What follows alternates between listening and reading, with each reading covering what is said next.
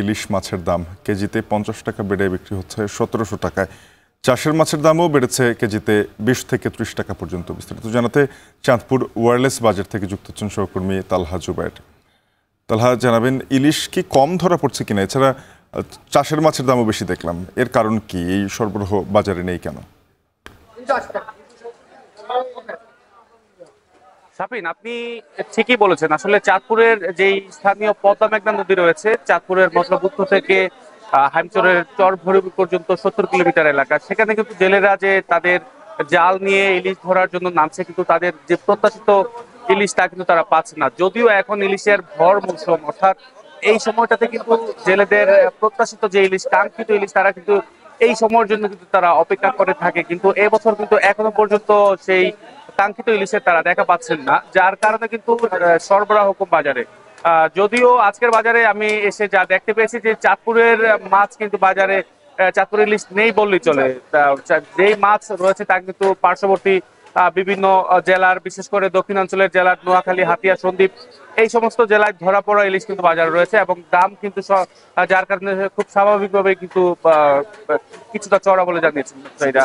আজকের বাজারে 1 কেজি ওজনের যে ইলিশ তা বিক্রি করা হচ্ছে প্রায় 1700 টাকা, যা কিন্তু গেল সপ্তাহের তুলনায় প্রায় 50 টাকা কিন্তু কেজিতে বেড়েছে। তাছাড়া মাঝারি সাইজের ইলিশ বিক্রি করা হচ্ছে 1300 থেকে 1400 টাকা, এবং ছোট সাইজের ইলিশ তাও কিন্তু বিক্রি করা হচ্ছে 700 থেকে 800 টাকা কেজি করে।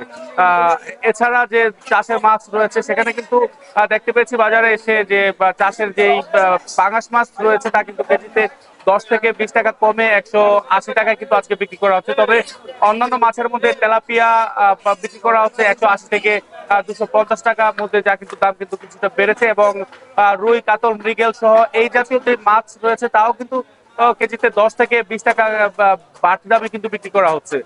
আমি কথা বলেছিলাম ক্রেতাদের সাথে, তারা বলছেন যে আসলে ঠিক বর্ষার এই মৌসুমে এসে কিন্তু এখন বিভিন্ন দেশীয় প্রজাতির মাছ পাওয়া যাচ্ছে, তারপরেও কেন দাম বৃদ্ধি হচ্ছে তারা কিন্তু তাও জানছেন না, এবং এখানে তারা হতাশ। বিক্রেতারা বলছেন যে আসলে মাছের আমদানি বাড়তি থাকলেও দাম কিন্তু কিছুটা বাড়তি রয়েছে বলে তারাও কিন্তু স্বীকার করছেন। তো সবকিছু মিলিয়ে শাফিন, এই ছিল আমার চাঁদপুর মাছ বাজার থেকে সংবাদ। সহকর্মী তালহা জুবায়ের যুক্ত হয়েছিলেন, জানাচ্ছিলেন চাঁদপুরের বাজারে মাছের সরবরাহ দাম নিয়ে বিস্তারিত। কুমিল্লার মাছের বাজারে বেড়েছে সরবরাহ, এতে সব মাছই কেজিতে 30 থেকে 50 টাকা কমে বিক্রি হচ্ছে। রুই কেজি 400, পাবদা 350, পাঙ্গাস বিক্রি হচ্ছে 170 টাকা প্রতি কেজি। এ নিয়ে বিস্তারিত জানাতে যুক্ত হচ্ছেন সহকর্মী খালেদ সাইফুল্লাহ। খালেদ, জানাবেন মাছের সরবরাহ এবং দরদাম নিয়ে কুমিল্লার বাজারে। শাফিন, কুমিল্লা আজকের বাজারে আমরা দেখছি যে কয়েকদিনের তুলনায় কিছুটা কম দামে কিন্তু মাছ বিক্রি হচ্ছে। বিশেষ করে রুই যেগুলো ছোট সেগুলো 300-320 টাকা, এবং বড় রুইটি কিন্তু বিক্রি হচ্ছে 400 টাকা কেজি। যে বড় রুইটি কিন্তু গত কয়েকদিন আগেও 450 টাকা দরে বিক্রি হয়েছে। এরকমভাবে বিভিন্ন রকমের মাছ আমরা বাজারে দেখতে পাচ্ছি, তবে কিছুটা দাম কমেছে কয়েকদিনের তুলনায়। আমরা আজকের বাজারের মাছের দর একটু জানাচ্ছি আপনাদেরকে।